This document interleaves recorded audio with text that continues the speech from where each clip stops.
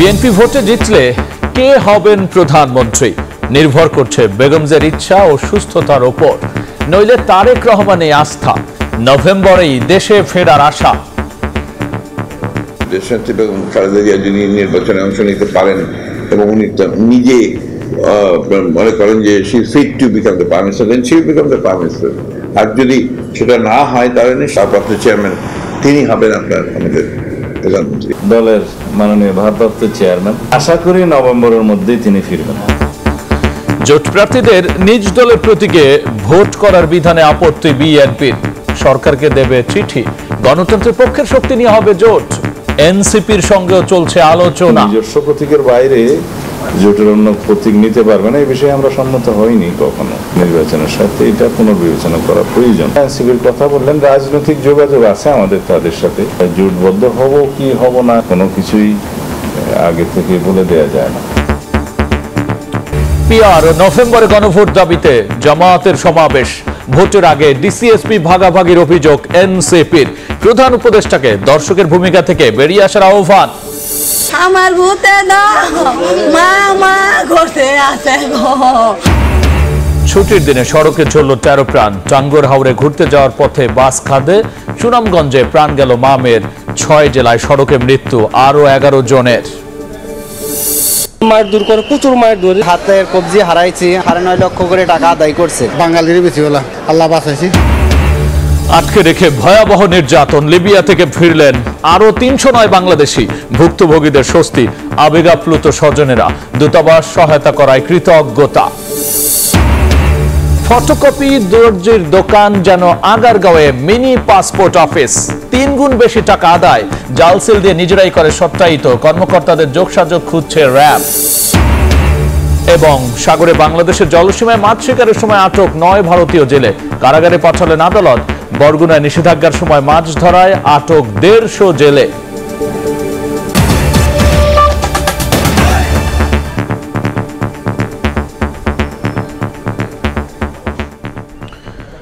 ভোটে জয় পেলে কে হবেন প্রধানমন্ত্রী, প্রার্থী হবেন কিনা দলের চেয়ারপারসন, আর তা নির্ভর করছে বেগম খালেদা জিয়ার ইচ্ছা আর তার শারীরিক সক্ষমতার উপর।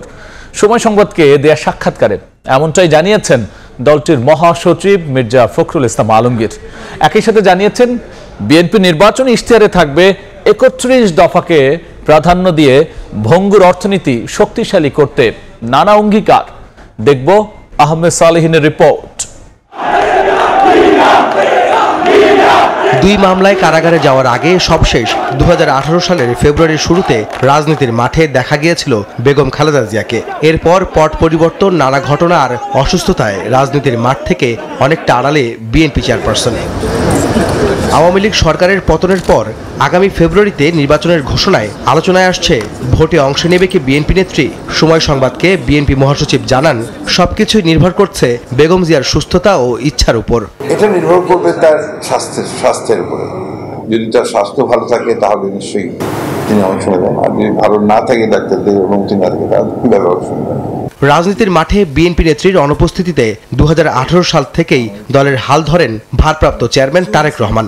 দলটি ভোটে জয়ী হলে কে হবেন প্রধানমন্ত্রী, এমন প্রশ্নের জবাবে মির্জা ফখরুল জানান, শারীরিকভাবে সুস্থ বোধ করলে প্রধানমন্ত্রী হবেন বেগম খালেদা জিয়া, না হলে তারেক রহমানে আস্থা দলের। দেশনেত্রী বেগম খালেদা জিয়া যিনি নির্বাচনে অংশ নিতে পারেন এবং উনি নিজে মনে করেন যে she fit to become the prime minister, then she will become the prime minister. আর যদি সেটা না হয় তাহলে ভারপ্রাপ্ত চেয়ারম্যান তিনি হবেন আপনার আমাদের প্রধানমন্ত্রী। এ ব্যাপারে কোনো সন্দেহ নেই। দলের নির্বাচনী ইশতেহার প্রসঙ্গে বিএনপি মহাসচিব জানান, রাষ্ট্র মেরামতের 31 দফা বাস্তবায়নে হবে তাদের অঙ্গীকার। দেশের ভঙ্গুর অর্থনীতিকে শক্ত অবস্থানে নেওয়াই হবে বিএনপির প্রধান কাজ। ইশতেহারের উপর কাজ হচ্ছে, আমাদের কাজ শুরু করেছি আমরা। ইশতেহারে অনেক কিছু থাকে, তার মধ্যে 31 দফাটা তো মূল থাকবে। দেশে গণতান্ত্রিক প্রতিষ্ঠানগুলোকে শক্তিশালী করা, সেই সঙ্গে আপনার অর্থনৈতিক বিষয়টাও আপনি অত্যন্ত গুরুত্ব পাবেন। কারণ আমরা তো একটা ইকোনমিক ক্রাইসিস আওয়ামী করে দিয়ে গেছে, এটা খুব ভয়াবহ রকমের। সেই জিনিসগুলো যেন না ঘটে, সেটা তার যে আপনার সেফটি, সিকিউরিটি, এই জিনিসগুলোকে আমাদেরকে আমরা অবশ্যই সেটাকে আমরা দেখবো যে আপনার আমাদের ইশতেহারের মধ্যে সেটা আমরা চাইবো যে অর্থনৈতিক আপনার যে লুটপাট হয়েছে যেটা, সেটাকে বন্ধ করার রাস্তা থাকবে। তফসিলের আগে বা পরে নয়, কয়েকটি সমস্যা দূর হলে শিগগিরই তারেক রহমান দেশে ফিরবেন বলেও জানান বিএনপি মহাসচিব। খুব দ্রুতই ফিরবেন। আহমেদ সালেহীন, সময় সংবাদ, ঢাকা। এদিকে জোট করলেও ভোট করতে হবে নিজ দলের প্রতীকে। আরপিও সংশোধনীর এমন বিধানে আপত্তি জানিয়েছে বিএনপি। সিদ্ধান্ত পুনর্বিবেচনার জন্য সরকার আর ইসিকে চিঠি দেওয়া হবে বলেও জানিয়েছেন দলটির স্থায়ী কমিটির সদস্য সালাউদ্দিন আহমদ। তিনি জানিয়েছেন, গণতন্ত্রের পক্ষে শক্তি নিয়ে গড়া জোটকে দেবে আসন ছাড়। এনসিপির সঙ্গেও চলছে আলোচনা। আর নভেম্বরেই তারেক রহমান দেশে ফেরার আশা তার। বিশেষত ওইটা সমসাময়িক রাজনৈতিক ইস্যুতে রাজধানীর গুলশানের বাসভবনে সাংবাদিকদের মুখোমুখি বিএনপির স্থায়ী কমিটির সদস্য সালাউদ্দিন আহমদ কথা বলেন নির্বাচন, জোট, আরপিও সংশোধনী সহ নানা প্রসঙ্গে। যুগপৎ আন্দোলনে আমরা ছিলাম। জোট করলেও ভোট করতে হবে নিজ দলের প্রতীকে। আরপিও সংশোধনের এমন বিধান একতরফাভাবে পাশ করা হয়েছে মন্তব্য করে সালাউদ্দিন আহমদ বলেন, সিদ্ধান্ত পুনর্বিবেচনার জন্য সরকারকে চিঠি দেবে বিএনপি। দলগুলো নিজস্ব প্রতীকের বাইরে জোটের অন্য প্রতীক নিতে পারবে না, এই বিষয়ে আমরা সম্মত হইনি কখনো। সুষ্ঠু রাজনীতির স্বার্থে, নির্বাচনের স্বার্থে এটা পুনর্বিবেচনা করা প্রয়োজন। আনুষ্ঠানিক চিঠিও দেব নির্বাচন কমিশনে এবং আইন উপদেষ্টার কাছে। এ মাসে 200 আসনে একক প্রার্থীকে গ্রিন সিগন্যাল দেওয়া হবে বলে জানান বিএনপির অন্যতম এই শীর্ষ নেতা। বলেন, ফ্যাসিবাদ বিরোধী দল ছাড়াও গণতন্ত্রের পক্ষে শক্তি নিয়ে হবে জোট গঠন। এনসিপির সঙ্গেও চলছে আলোচনা। এই মাসের মধ্যেই কম বেশি 200 নির্বাচনী এলাকায় একক প্রার্থীকে হয়তো আমরা গ্রিন সিগন্যাল দেব। আমরা একটা বৃহৎ জোট গঠনের প্রক্রিয়ায় আছি। ফ্যাসিবাদ বিরোধী গণতান্ত্রিক আন্দোলনে যারা অবদান রেখেছেন এবং বেশ কয়েকটি ইসলামিক দল, তাদের সবার সাথে আমাদের আলোচনা হচ্ছে। আপনারা এনসিপির কথা বললেন, রাজনৈতিক যোগাযোগ আছে আমাদের তাদের সাথে। তবে জোটবদ্ধ হব কি হব না, তারা হবে কি হবে না, কোনো কিছুই আগে থেকে বলে দেয়া যায় না। দলের ভারপ্রাপ্ত চেয়ারম্যান তারেক রহমান নভেম্বরেই দেশে ফিরবেন এমন আশা প্রকাশ করে সালাউদ্দিন আহমদ বলেন, খালেদা জিয়া নির্বাচন করবেন কিনা শারীরিক অবস্থা বিবেচনায় সিদ্ধান্ত নেবেন নিজেই। মাননীয় ভারপ্রাপ্ত চেয়ারম্যান আশা করি নভেম্বরের মধ্যেই তিনি ফিরবেন। দেশনেত্রী বেগম খালেদা জিয়া শারীরিক অবস্থা বিবেচনায় তিনি নিজে সিদ্ধান্ত নেবেন নির্বাচন করবেন কিনা। সব গণতান্ত্রিক শক্তি ফেব্রুয়ারিতে নির্বাচন চায় উল্লেখ করে সরকারকে তত্ত্বাবধায়কের মতো নির্বাচন আয়োজনে রুটিন ওয়ার্ক করার আহ্বান জানান বিএনপির এই নেতা। কেউ কি আজ পর্যন্ত বলেছে তারা ফেব্রুয়ারির প্রথমার্ধে নির্বাচন চায় না? হাসান ওয়ালি, সময় সংবাদ, ঢাকা। ভোটের এই রাজনীতির বিস্তারিত আলোচনা নিয়ে স্টুডিওতে যুক্ত হয়েছেন সহকর্মী হাসান ওয়ালি। যাচ্ছি তার কাছে। ওয়ালি, আমরা যদি আপনার রিপোর্ট শেষে দেখলাম এবং এর আগে আহমেদ সালেহিনের রিপোর্ট দেখলাম, সেই ক্ষেত্রে আমরা বিএনপির আজকের অবস্থানের কথা যদি একটু বলি, মির্জা ফখরুলের বক্তব্য দিয়ে যদি আলোচনা শুরু করি। বলা যায় যে জুলাই সনদে সই করার মধ্য দিয়ে কিন্তু সব রাজনৈতিক দলের নির্বাচনের দিকে অনেকখানি এগিয়ে গেছে। বিএনপিও কিন্তু মোটামুটি বলা চলে নির্বাচনী টানেলে প্রবেশ করেছে। আজকে সহ বেশ কয়েকদিন যাবতীয় কিন্তু আসলে বিএনপি নেতারা সেই কথাই বলছেন।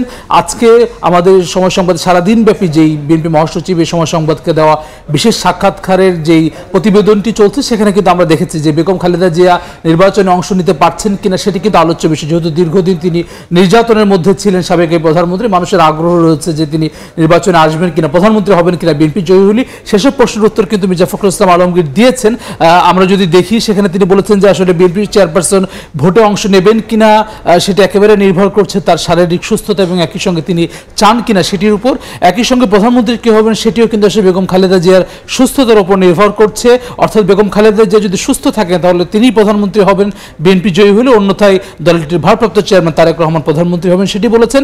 একই সঙ্গে যে 31 দফা নিয়ে বিএনপি দীর্ঘদিন যাবৎ জনগণের কাছে যাচ্ছে, দোরগোড়ায় যাচ্ছে, সংস্কার কাঠামো যেটি প্রস্তাবনা বিএনপির, সেটির সঙ্গে একই সঙ্গে অর্থনীতি যাতে করে ঘুরে দাঁড়াতে পারে তেমন ইশতেহার তারা করবেন শক্তিশালী অর্থনীতি করার জন্য, সেই অঙ্গীকার থাকবে এমন কথা কিন্তু বলেছেন। একই সঙ্গে আজকে জানেন যে দুপুরে বিএনপির স্থায়ী কমিটির সদস্য সালাউদ্দিন আহমেদ তার বাসভবনে সাংবাদিকদের সঙ্গে কথা বলেছেন। সেখানেও কিন্তু ঘুরে ফিরে আসলে নির্বাচন প্রসঙ্গ এসেছে।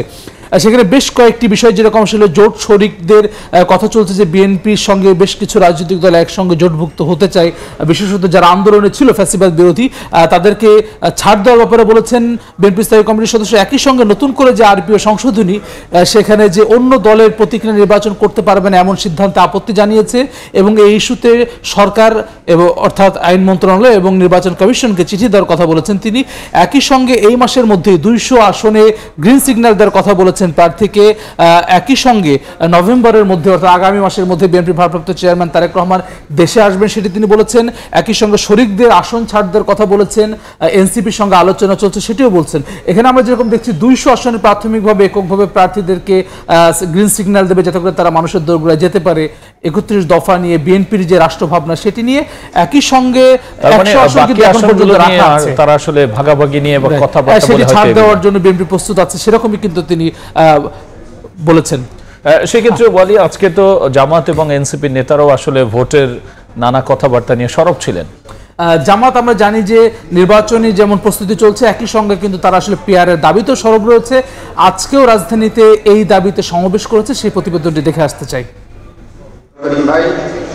নভেম্বরে গণভোট এবং সংসদের উভয় কক্ষে পিআর পদ্ধতিতে নির্বাচন সহ 5 দফা দাবিতে রাজধানীর রামপুরার একরামুন্নসা উচ্চ বিদ্যালয় মাঠে বাংলাদেশ জামায়াতে ইসলামীর গণসমাবেশ। নেতাকর্মীদের ভিড় বাড়ে সমাবেশ স্থলের বাইরেও। একটি দল জুলাই সনদকে অকার্যকর করতে চায় বলে অভিযোগ করেন জামায়াতের সহকারী সেক্রেটারি জেনারেল এটিএম মাসুম। বলেন, জাতীয় নির্বাচনের দিনে গণভোট হলে ঝুঁকির মুখে পড়বে জুলাই সনদ। ভোটের মূল্যায়ন খর্ব করতে একটি দল নিম্নকক্ষে পিআর চায় না বলেও দাবি তার। গণভোট যদি ইলেকশনের দিন হয় তাহলে পিআরের দশাটা কি হবে? আগে তো গণভোটে এটা পাস হতে হবে, এরপরেই না পিআরের ভিত্তিতে উচ্চ কক্ষ হবে। তো ইলেকশনের দিন যদি হয় তাহলে তো উচ্চ কক্ষের এই বিষয়টাই অনিশ্চিত হয়ে যাবে। এদিকে সকালে কিশোরগঞ্জে জেলা জামায়াতের রোকন সম্মেলনে যোগ দেন কেন্দ্রীয় প্রচার ও মিডিয়া সেক্রেটারি মতিউর রহমান আকন্দ। উড়িয়ে দেন আওয়ামী লীগের সঙ্গে আতাতের গুঞ্জন। ফাঁসি দানকারী, মিথ্যা রচনাকারী, অপবাদ রটনাকারী সেই পতিত স্বৈরাচারের সাথে হাত মিলিয়ে পুনর্বাসন করবে, এটা কি করে আপনারা বিশ্বাস করতে পারলেন? দাবি আদায় না হওয়া পর্যন্ত জামায়াত রাজপথে থাকবে বলেও জানান দলটির নেতারা। ইসলামিক শক্তির পক্ষে থাকবে ইনশাআল্লাহ। শফিক মুন্সি, সময় সংবাদ, ঢাকা। রাজধানীতে বিভিন্ন নেতাকর্মীদের নিয়ে সমন্বয় সভা করেছে জাতীয় নাগরিক পার্টি এনসিপি। সেখানে কথা বলেছেন দলটির সদস্য সচিব আখতার হোসেন সহ শীর্ষ নেতারা। দেখে আসবো সেই প্রতিবেদনটি। ইনকিলাব ইনকিলাব, জিন্দাবাদ জিন্দাবাদ। রাজধানীর শাহবাগের শহীদ আবু সাইদ কনভেনশন সেন্টারে আয়োজন করা হয় জাতীয় নাগরিক পার্টির সমন্বয় সভা। অংশ নেন দলের কেন্দ্রীয় নেতারা। এনসিপির উত্তরাঞ্চলের মুখ্য সংগঠক সার্জিস আলম বলেন, তারা ক্ষমতাসীন না হয়ে বিরোধী দল হবেন, কোনো পোষা দল নয়। দক্ষিণাঞ্চলের মুখ্য সংগঠক হাসানাত আব্দুল্লাহ বলেন, ক্ষমতায় যেতে প্রশাসনের ভাগবাটোয়ারা চলছে, দর্শক হিসেবে দেখছেন সরকার। আমরা হয় জনগণের হয়ে সরকারি দল হিসেবে সংসদে প্রতিনিধিত্ব করব, না হয় শক্তিশালী বিরোধী দল হব। জাতীয় পার্টির মতো পোষা বিরোধী দল হইতেও আমরা আসি নাই। কয়েকটা রাজনৈতিক দল তারা ডিসি ভাগাভাগি করে। আমরা এই অন্তর্বর্তীকালীন সরকারকে বলতে চাই, আপনি যদি এই দর্শকের ভূমিকা পালন করেন, আমরা এখানে আপনাকে এনেছি ন্যায্যতা নিশ্চিত করার জন্য, কিন্তু আমরা দেখছি আপনি রাজনৈতিক দলগুলোর কাছে, কতিপয় রাজনৈতিক দলগুলোর কাছে আপনি নতজানু হয়ে তাদেরকে ডিসি ভাগাভাগিতে আপনি আরো সহায়তা করছেন। এনসিপির মুখ্য সমন্বয়ক নাসিরউদ্দিন পাটোয়ারি বলেন, দেশে মুজিববাদের কবর রচনা হলেও জিয়াবাদ ও মওদুদিবাদ মাথাচাড়া দিচ্ছে। আগামী পার্লামেন্টে আওয়ামী লীগ ও জাতীয় পার্টির কোনো প্রতিনিধিত্ব থাকতে পারবে না বলেও হুঁশিয়ারি দেন তিনি। আমরা বলেছি এটা কোনো প্রজ্ঞাপন হতে পারবে না, কোনো অধ্যাদেশ হতে পারবে না, এটা অবশ্যই বাংলাদেশে জুলাই সনদের আদেশ হতে হবে। আমরা চুপ্পুর হাত দিয়ে বাংলাদেশে আর কোন আদেশের ক্ষেত্রে সাইন চাই না। এই আদেশের সাইন অবশ্যই ডক্টর ইউনূসের সাইন আমরা চাই। দ্রুত জুলাই সনদের আইনি ভিত্তি ও বাস্তবায়নের প্রক্রিয়া স্পষ্ট না করলে রাজপথে নামার হুঁশিয়ারি দেন দলের সদস্য সচিব আখতার হোসেন। যদি জুলাই সনদকে আবারও 90-এর মতো করে তাগুজে দলিলে পরিণত করার কোনো চক্রান্ত করা হয়, বাংলাদেশের জনগণকে সাথে নিয়ে আমরা আমাদের পরবর্তী সিদ্ধান্ত জানিয়ে দেব। এনসিপি নেতারা বলেন, জুলাই সনদের আইনি ভিত্তির আদেশ রাষ্ট্রপতি নয়, সই করতে হবে প্রধান উপদেষ্টাকেই। বাস্তবায়ন প্রক্রিয়া স্পষ্ট হলেই সনদে সই করবে এনসিপি। আদনান তুর্য, সময় সংবাদ, ঢাকা। দুটি প্রতিবেদন আমরা দেখছিলাম। আমরা যদি জামায়াতের যে দাবিগুলো ছিল সেগুলো নিয়ে আলোচনা শুরু করি। জামাত আমরা জানি যে একই সঙ্গে প্রায় 300 আসনে কিন্তু প্রার্থী ঘোষণা করেছে। একই সঙ্গে পিআর পদ্ধতিতে নির্বাচন সহ 5টি দাবিতে কিন্তু তারা রাজপথেও রয়েছে। 5 দাবির মধ্যে আসলে আওয়ামী লীগের বিচার সহ আরো কয়েকটি দাবি রয়েছে। সেসব দাবিতে কিন্তু আজকেও তারা রাজধানীতে সমাবেশ করেছে, যেখানে জামায়াতের সহকারী সেক্রেটারি জেনারেল এটিএম মাসুম তিনি বলেছেন যে নির্বাচনের দিন গণভোট হলে ঝুঁকিতে পড়বে জুলাই সনদ, তারা নভেম্বরের মধ্যে গণভোটটি চান, যেটা আমরা জানি। একই সঙ্গে তিনি বলেছেন যে ভোটের মূল্যায়ন খর্ব করতে একটি দল নিম্নকক্ষে পেয়ার চায় না, অর্থাৎ তারা বলছেন যে যদি নিম্নকক্ষে পেয়ারটি হয় তাহলে সব ভোটারের আসলে অধিকার বা তার মত সেটির মূল্যায়নটি হবে।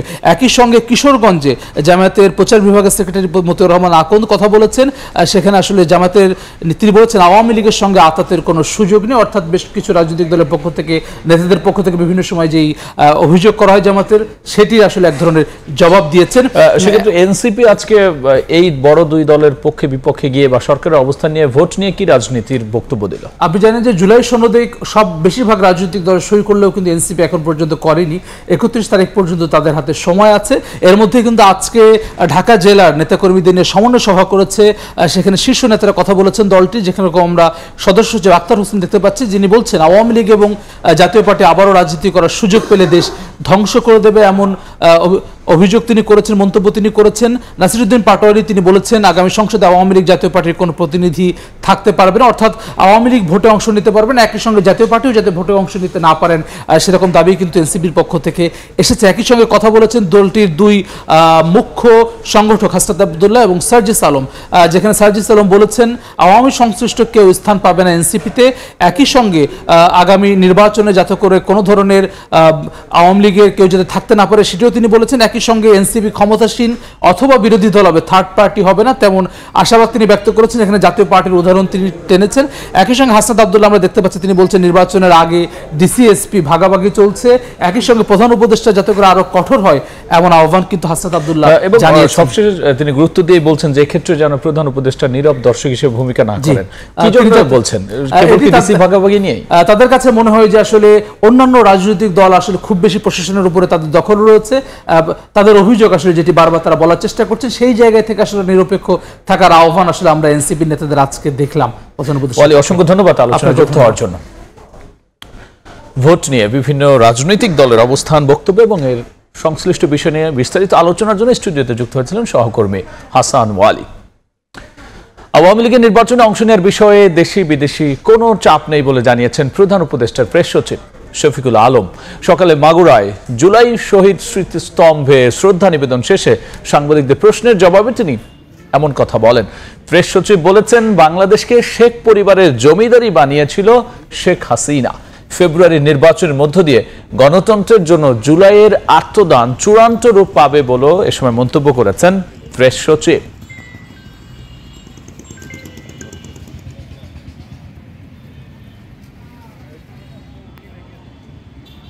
আওয়ামী লীগ ইলেকশন করতে পারবে না, কোনো ধরনের কোনো চাপ নাই, এতে দেশি বিদেশি কোনো ধরনের কোনো চাপ নাই।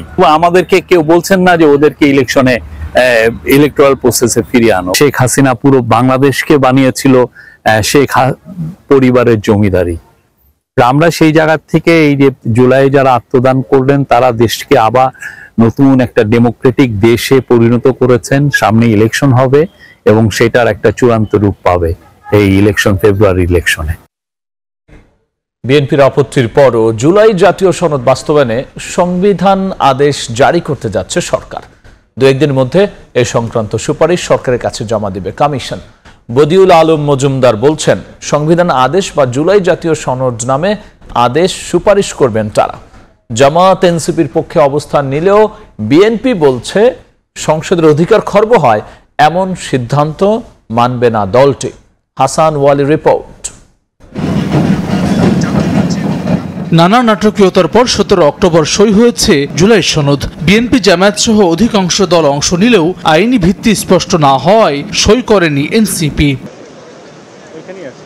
এরপর থেকেই বিশেষজ্ঞ প্যানেলের সঙ্গে পরামর্শে বাস্তবায়নের খসড়া তৈরি করছে ঐকমত্য কমিশন। সনদের আইনি ভিত্তি দিতে আদেশ নাকি অধ্যাদেশ, গণভোটের সময় নোট অব ডিসেন্টের ভাগ্য নির্ধারণে চলছে সিরিজ বৈঠক। বিশেষজ্ঞদের পরামর্শ আমলে নিয়ে সংবিধান আদেশ বা জুলাই জাতীয় সনদ আদেশ জারির চিন্তা সরকারের। এ সংক্রান্ত সুপারিশ জমা দেওয়ার কথা বলছেন কমিশনের এই সদস্য।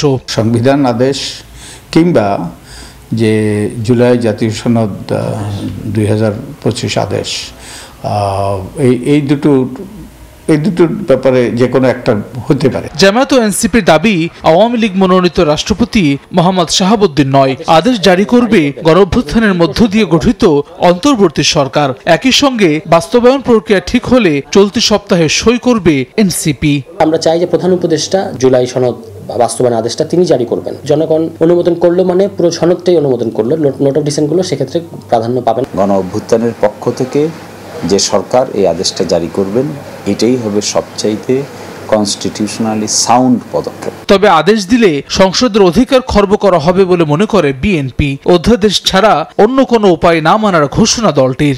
সংবিধান আদেশ দেওয়া মানে তো সভরেন রাইটটাকে তুমি খণ্ডিত করছো, সেটা বিএনপি মানে নেই, মানবেও না। রাষ্ট্রবিজ্ঞানের অধ্যাপক ডক্টর সাব্বির আহমেদ মনে করেন, মতভিন্নতা থাকলেও এগিয়ে যেতে হবে দলগুলোকে। বাস্তবায়ন প্রক্রিয়া নিয়ে কমিশনকে দ্রুত সিদ্ধান্ত নেওয়ার পরামর্শ তার। কামড়াকামড়ি করবেই, কিন্তু যেটা হলো এগিয়ে যেতে হবে। দলের কথা মতো সবসময় চলতে পারবেন না, আবার দলকে বাদ দিয়েও যেতে পারবেন না। এদিকে বাস্তবায়ন প্রক্রিয়া নিয়ে সমাধানে পৌঁছাতে তৃতীয় দফায় বাড়ানো ঐকমত্য কমিশনের মেয়াদ 31 অক্টোবর শেষ হবে। হাসান ওয়ালি, সময় সংবাদ, ঢাকা। ছুটির দিনে সড়কে ঝরল 13 প্রাণ। টাঙ্গুয়ার হাওরে ঘুরতে যাওয়ার পথে সুনামগঞ্জে খাদে পড়ল যাত্রীবাহী বাস। ঘটনাস্থলেই প্রাণ গেল মা মেয়ের, আহত হয়েছেন অন্তত 10 জন। এছাড়াও 9 জেলায় প্রাণ গেছে আরও 11 জনের। ছুটির দিনে টাঙ্গুয়ার হাওরে ঘুরতে যাওয়ার পথে প্রাণ গেল মা মেয়ের। এছাড়া 4 জেলায় সড়কে ঝরল আরও 8 প্রাণ। বাংলাদেশ কেমিক্যাল ইন্ডাস্ট্রিজ কর্পোরেশনের 11 কর্মকর্তা সপরিবারে সেজুতি পরিবহনের বাসে ঢাকা থেকে সুনামগঞ্জের টাঙ্গুয়ার হাওরে ভ্রমণে যাচ্ছিলেন।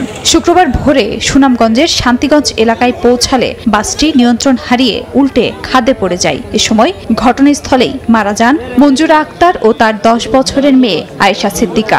আহত হন অন্তত 10 জন। দুজন আগে থেকেই মারা গেছিল, পরে আমরা তাদেরকে আমাদের জ্যাম জ্যাক এবং স্ট্রেচারের মাধ্যমে উদ্ধার করি।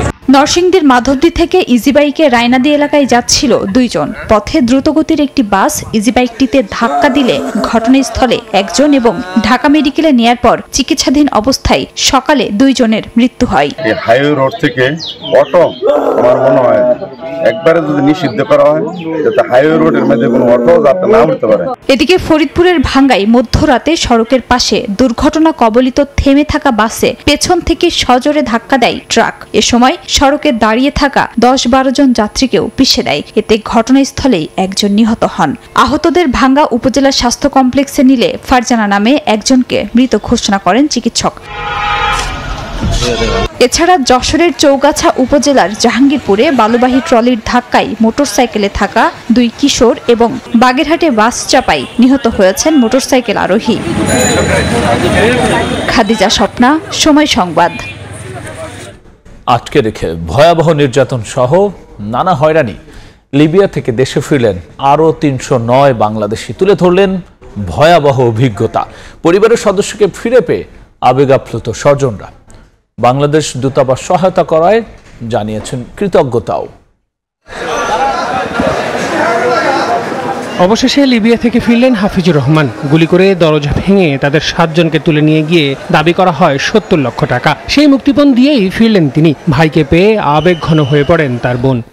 ভাইকে আমাদের অনেক আনন্দ, আমার আনন্দ অনেক কান্দ আসছে। মাইরা ভিডিও করে বাদ পাঠাইছে, তারপর বাসাতে টাকা দিছে, টাকা দেওয়ার পরে আমার ছাড়ছে। অনেকটা একই অভিজ্ঞতা সৈয়দ আলমের। ছিলেন 3 বছর। মাফিয়াদের হাতে ধরা পড়েও চলন্ত গাড়ি থেকে লাফিয়ে রক্ষা পান সে যাত্রায়। কালো গাড়ি একটা উঠে নিছে, এরা লক দেয় নাই, তাড়াতাড়ি এমনি টান দিয়ে লাভ দিয়ে তাড়াতাড়ি না লেবের কাজে আশ্রয় নিয়েছি। শুক্রবার সকাল 9:30টায় লিবিয়া থেকে ফেরা বিশেষ ফ্লাইটের প্রায় সবার অবস্থা একই রকম। সবার মুখেই লিবিয়ার বর্তমান পরিস্থিতি আর দালাল চক্রের দৌরত্ব। অভিযোগ সেসব চক্র পরিচালনা করেন বাঙালিরাই। রাতের বেলা মনে করেন ধরেন আসে মাফিয়া আসে মনে করেন দরজা টরজা ভাঙে নিয়ে আমাকে ধরে নিয়ে চলে যায়। মাফিয়া বানাই বাঙালি আর তাকেও তো দোষ দিয়ে লাভ আছে। তো ওরাই ফোনে যোগাযোগ করে ধরে নিয়ে যায়, পিড়িচ্ছে, বাংলা দিয়ে পিড়াচ্ছে। বাংলাদেশ দূতাবাস লিবিয়ার তত্ত্বাবধানে এবং লিবিয়ার জাতীয় ঐক্যমত্য সরকারের সার্বিক সহযোগিতায় স্বেচ্ছায় দেশে প্রত্যাবর্তনে আগ্রহী 309 জন ফিরলেন লিবিয়া থেকে। একই প্রক্রিয়ায় আগামী 30 অক্টোবর মিসরাতা ও ত্রিপলি থেকে নিবন্ধিতদের মধ্যে আরও 3 শতাধিক বাংলাদেশিকে দেশে ফেরানোর জন্য লিবিয়া সরকারের সঙ্গে কাজ করছে দূতাবাস। আল আমিন তুষার, সময় সংবাদ, ঢাকা। রাজধানীর আগারগাঁওয়ে পাসপোর্ট অফিসের আশপাশে দর্জি আর ফটোকপির দোকানের আড়ালে গড়ে উঠেছে মিনি পাসপোর্ট অফিস। সহজে কাজ করে দেওয়ার প্রলোভনে দ্বিগুণ তিনগুণ অর্থে পাসপোর্ট করিয়ে দিচ্ছে একাধিক চক্র। আর এজন্য বিভিন্ন সরকারি কর্মকর্তার সিল স্বাক্ষর নকল করে কাগজপত্র সত্যায়িত করা হচ্ছে। সম্প্রতি 86টি পাসপোর্ট সহ একজনকে গ্রেফতারের পর র্যাব জানিয়েছে চক্রের সঙ্গে পাসপোর্ট অফিসের কেউ জড়িত কিনা তা খতিয়ে দেখা হচ্ছে। মাসুদুর রহমানের রিপোর্ট।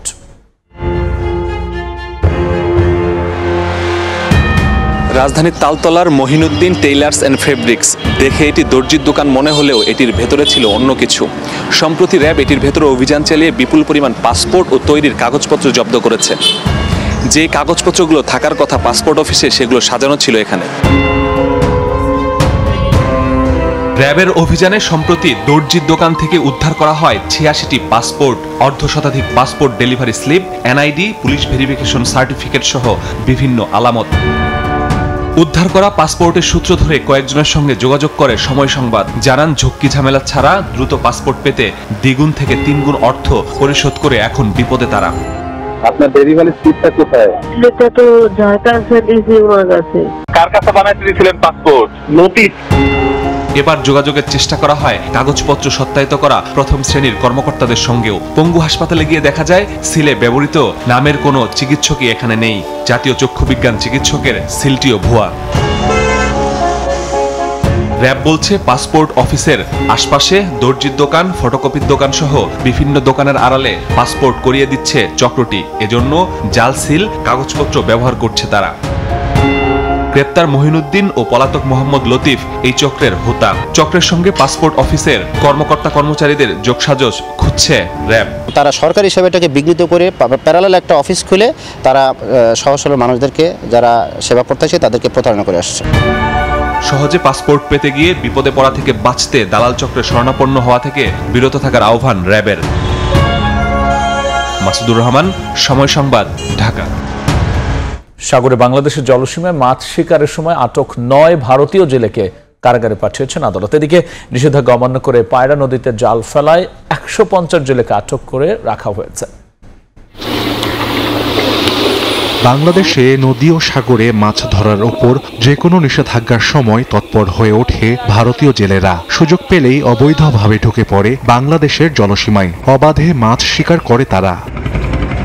নৌবাহিনী তৎপরতায় বুধবার রাতে বঙ্গোপসাগরের ফেয়ারওয়ে বয়া সংলগ্ন এলাকায় অভিযান চালানো হয়। এ সময় ফিশিং ট্রলার সহ 9 ভারতীয় জেলেকে আটক করা হয়। পরে তাদের দিগরাজ নৌ ক্যাম্পে নেওয়া হয়। শুক্রবার দুপুরে বাগেরহাট আদালতের নির্দেশে তাদের কারাগারে পাঠানো হয়। এ নিয়ে গত 4 মাসে 5টি ট্রলার সহ আটক করা হলো 62 ভারতীয় জেলেকে। যাদের ট্রলার জব্দ করা হয়েছে। এদিকে বরগুনার পায়রা নদীতে যৌথ অভিযান চালায় উপজেলা প্রশাসন, মৎস্য বিভাগ, কোস্টগার্ড ও নৌ পুলিশ। নিষেধাজ্ঞা অমান্য করে নদীতে জাল ফেলায় 35টি ট্রলার সহ 150 জেলেকে আটক করা হয়। পরে ভ্রাম্যমাণ আদালতের মাধ্যমে তাদের জরিমানা করা হয়। সাহাল আব্দুল্লাহ আলভি, সময় সংবাদ। যমুনা রেল সেতুর বেশ কয়েকটি পিলারের নিচে কিছু জায়গায় দেখা দিয়েছে ফাটল। কর্তৃপক্ষ বলছে প্রচন্ড গরম আর বৈরী আবহাওয়ার কারণে সেতুর নিচে ক্ষুদ্র আকৃতির হেয়ার কাট সৃষ্টি হয়েছে। যমুনা রেল সেতুর পিলারের ফাটলের ছবি সামাজিক যোগাযোগ মাধ্যমে ছড়িয়ে পড়ে। শুরু হয় নানা আলোচনা সমালোচনা। তবে সেতু কর্তৃপক্ষ বলছে এতে ভয়ের কোনো কারণ নেই, এটি কাজের কোনো ত্রুটি নয়। প্রচণ্ড গরম ও বৈরী আবহাওয়ার কারণে সেতুর নিচে 0.1 থেকে 3 মিলিমিটার পর্যন্ত ক্ষুদ্র আকৃতির হেয়ার কাট বা চুলাকৃতি ফাটা সৃষ্টি হয়েছে, যা মোটেও সেতুর কনক্রিটের অবকাঠামো বা স্থাপনার জন্য ক্ষতিকর নয়। রেজিন বা আঠার মিশ্রণ দিয়ে এগুলো একে একে মেরামত করা হবে। একেবারে অসৎ উদ্দেশ্যে ছবি তুলে কৌশলে বড় করে ফাঁকা স্থানগুলোর আরো বড় করে দেখিয়ে বিশেষ উদ্দেশ্যে একটি চক্র যোগাযোগ মাধ্যমে ছড়িয়ে দিয়েছে অভিযোগ করেন প্রজেক্ট ম্যানেজার। এটি খুবই স্পষ্ট যে এই ক্ষুদ্র ফাটলগুলো মূল কাঠামোতে নেই। সেতু কিংবা ট্রেনের নিরাপত্তার উপরও কোনো প্রভাব পড়বে না। এটা সব ধরনের কাঠামোই হতে পারে, মেরামতেরও কোনো প্রয়োজন নেই, তবে আমরা এগুলো ঠিক করব। যমুনা নদীর 300 মিটার উজানে 50টি পিলার আর 49টি স্প্যানে নির্মিত হয় দেশের দীর্ঘতম যমুনা রেল সেতু। 4.8 কিলোমিটার এই সেতু 2024 সালের 18 মার্চ উদ্বোধন করা হয়। জাপান ও বাংলাদেশ সরকারের যৌথ অর্থায়নে সেতুটি নির্মাণ কাজ বাস্তবায়ন করে জাইকা। এতে ব্যয় হয় প্রায় 16,781 কোটি টাকা। সময় সংবাদ, সিরাজগঞ্জ। টেকনাফের গহীন পাহাড় যেন মানব পাচারকারীদের নিরাপদ আস্তানা। অভিযান চলে পাচারের উদ্দেশ্যে জড়ো করা 44 জনকে উদ্ধার করেছে কোস্ট গার্ড। টেকনাফের বাহারছড়া ফিনিশ ভাঙ্গা পাহাড়ি এলাকা গহীন জঙ্গলের ভেতরে অমানবিক পরিস্থিতিতে দিন কাটাচ্ছিল নারী ও শিশু সহ 44 জন মানুষ। সাগরপথে অবৈধভাবে মালয়েশিয়ায় পাচারের উদ্দেশ্যে পাহাড়ে বন্দী রাখা এসব মানুষকে উদ্ধার করেছে কোস্টগার্ড। উদ্ধার হওয়া অনেকেই স্বপ্ন দেখেছিলেন উন্নত জীবনের, কেউ কেউ ভেবেছিলেন মালয়েশিয়ায় পাড়ি দিয়ে পরিবারকে সুখে রাখবেন, কিন্তু সেই স্বপ্ন ভেঙে গেছে দালাল চক্রের প্রতারণায়। তাদের পাহাড়ে বন্দি রেখে নির্যাতনের মাধ্যমে মুক্তিপণ আদায়ে চেষ্টা করা হচ্ছিল বলে দাবি ভুক্তভোগীদের। শুক্রবার বিকেলে টেকনাফে সংবাদ সম্মেলনে কোস্টগার্ড জানায়, সাগরপথে মানব পাচারে জড়িত কয়েকটি সংঘবদ্ধ চক্র সক্রিয় রয়েছে, যারা নানা প্রলোভনের মাধ্যমে রোহিঙ্গাদের পাশাপাশি বাংলাদেশি নাগরিকদেরও পাহাড়ি আস্তানায় জড়ো করত। পরে আটকে রেখে নির্যাতনের মাধ্যমে মুক্তিপণ আদায় করা হতো। অভিযান চলাকালীন কোস্টগার্ডের উপস্থিতি টের পেয়ে পাচারকারীরা পালিয়ে যাওয়ায় কাউকে আটক করা সম্ভব হয়নি। গত এক মাসে 14টি অভিযানে 391 জন ভুক্তভোগীকে উদ্ধার এবং 47 জন পাচারকারীকে আটক করেছে আইন শৃঙ্খলা রক্ষাকারী বাহিনী। সুজাউদ্দিন রুবেল, সময় সংবাদ, কক্সবাজার। পশ্চিম তীরকে ইসরায়েলের সঙ্গে সংযুক্ত করার প্রচেষ্টা নিয়ে ব্যাপক চটেছে যুক্তরাষ্ট্র। সমর্থন বন্ধে ট্রাম্পের হুমকির পর এবার সতর্ক বার্তা দিয়েছেন পররাষ্ট্রমন্ত্রী মার্কো রুবিও। স্থানীয় সময় বুধবার ইসরায়েলি পার্লামেন্ট নেসেটে অধিকৃত পশ্চিম তীরকে ইসরায়েলের সঙ্গে সংযুক্ত করা ও ইহুদি বসতি সম্প্রসারণ সংক্রান্ত দুটি বিলে প্রাথমিক অনুমোদন দেয়া হয়। নেসেটের এক বিবৃতিতে বলা হয়, পশ্চিম তীরের জুডিয়া ও সামারিয়া অঞ্চলে ইসরায়েল রাষ্ট্রের সার্বভৌমত্ব প্রয়োগ করার জন্য প্রাথমিকভাবে বিলটির অনুমোদন দেওয়া হয়েছে, যা পররাষ্ট্র ও প্রতিরক্ষা কমিটিতে আরও আলোচনা করা হবে। ইসরায়েলের এ ধরনের পদক্ষেপের তীব্র নিন্দা জানিয়ে বিবৃতি দিয়েছে সৌদি আরব, মিশর, কাতার, তুরস্ক সহ অন্তত 14টি দেশ। তেল আবিবের পশ্চিম তীর দখলের এই অপচেষ্টাকে আন্তর্জাতিক আইনের লঙ্ঘন বলেও কড়া সমালোচনা করেছে বিভিন্ন দেশ। ইসরায়েল পশ্চিম তীর সংযুক্ত করার পথে হাঁটলে দেশটি যুক্তরাষ্ট্রের সমর্থন হারাবে বলে হুঁশিয়ারি দিয়েছেন মার্কিন প্রেসিডেন্ট ডোনাল্ড ট্রাম্প। টাইম ম্যাগাজিনে দেয়া এক সাক্ষাৎকারে একথা বলেন তিনি। এ সময় ইসরায়েল এমন কিছু করবে না বলেও আশা প্রকাশ করতে দেখা যায় তাকে। এদিকে ইসরায়েল সফরে গিয়ে মার্কিন পররাষ্ট্রমন্ত্রী মার্কো রুবিও বলেছেন, পশ্চিম তীর সংযুক্ত করার প্রচেষ্টা গাজায় যুদ্ধবিরতিকে হুমকির মুখে ফেলবে। সাংবাদিকদের সঙ্গে আলাপকালে তিনি জানান, ভবিষ্যতে গাজার শাসনে হামাস বা জাতিসংঘের কোনো ভূমিকা থাকবে না। হামাসকে সম্পূর্ণভাবে নিরস্ত্রীকরণ করা হবে বলেও জানান তিনি। এদিকে গাজায় যুদ্ধবিরতি ও পশ্চিম তীর ইস্যুতে মার্কিন অবস্থানের প্রশংসা করেছে ফিলিস্তিনের স্বাধীনতাকামী সংগঠন হামাস। নাসরিন রুমি, সময় সংবাদ। টি-20 সিরিজ খেলতে চট্টগ্রামে গেল বাংলাদেশ ও ওয়েস্ট ইন্ডিজ ক্রিকেট দল। চট্টগ্রামের বীরশ্রেষ্ঠ শহীদ flight lieutenant Motiur Rahman cricket স্টেডিয়ামে অনুষ্ঠিত হবে এই 3 ম্যাচ টি-20 সিরিজ। 27, 29, 31 অক্টোবর সংক্ষিপ্ত ফরম্যাটের সিরিজে মুখোমুখি হবে দু দল। অধিনায়ক লিটন দাস সহ কয়েকজন ক্রিকেটার আগেই পৌঁছেছেন বন্দরনগরীতে। ওয়ানডে সিরিজ শেষে গেলেন বাকিরাও। এ পর্যায়ে শীর্ষ সংবাদ জানিয়ে দিচ্ছি আরও একবার। বিএনপি জিতলে কে হবেন প্রধানমন্ত্রী নির্ভর করছে বেগম জিয়ার সুস্থতার উপর। নভেম্বরে তারেক রহমানের ফেরার আশা, জোট শরিকদের নিজ দলের প্রতীকে ভোটের বিধানে আপত্তি। পিআর ও নভেম্বরে গণভোট দাবিতে জামায়াতের সমাবেশ, ভোটের আগে ডিসিএসপি ভাগাভাগির অভিযোগ এনসিপির। প্রধান উপদেষ্টাকে দর্শকের ভূমিকা থেকে বেরিয়ে আসার আহ্বান। আমার ভূতে মা ঘটে আছে গো। ছুটির দিনে সড়কে ঝরল 13 প্রাণ। টাঙ্গুয়ার হাওরে ঘুরতে যাওয়ার পথে বাস খাদে। সুনামগঞ্জে প্রাণ গেল মামের। 6 জেলায় সড়কে মৃত্যু আরো 11 জনের।